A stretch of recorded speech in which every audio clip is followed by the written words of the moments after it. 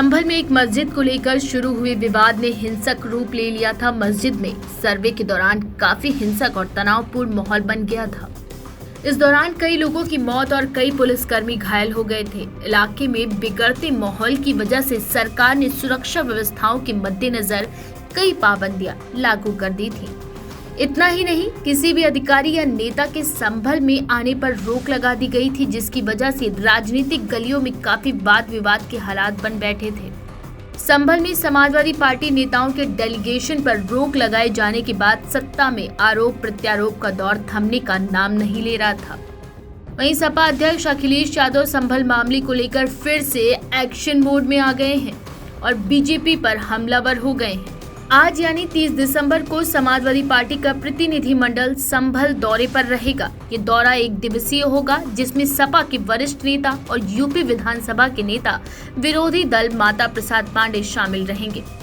सभी नेता संभल हिंसा में मारे गए लोगों के परिवारों से मुलाकात करेंगे और क्षेत्र का दौरा कर हिंसा में घायल व मारे गए लोगों के परिवारों को सहायता राशि भी प्रदान करेंगे। इतना ही नहीं, संभल मामले पर अखिलेश यादव लगातार सवाल उठा रहे हैं और विरोधी पार्टी बीजेपी पर तंज कसने का एक भी मौका नहीं गंवा रहे हैं।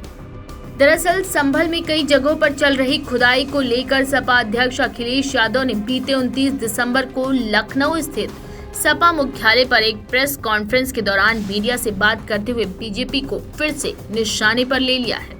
एक सवाल के जवाब में उन्होंने तंज कसते हुए कहा कि उनका मानना है मुख्यमंत्री आवास में भी शिवलिंग है, वहां भी खुदाई कराई जानी चाहिए। अखिलेश यादव ने व्यंग करते हुए कहा कि पत्रकार आगे चले और मैं पीछे चलूंगा ताकि कोई भाग ना पाए।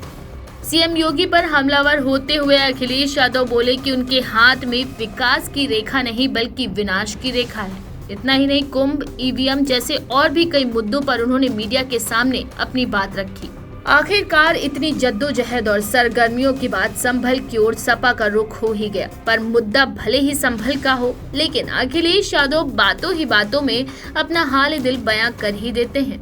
यूपी विधानसभा उपचुनाव में 2 सीटें मिलने के बाद सपा सुप्रीमो बीजेपी पर फप्तियां कसने का एक भी मौका नहीं छोड़ते और हर बार ईवीएम से हुए चुनावों पर सवालों की छड़ी लगा देते हैं।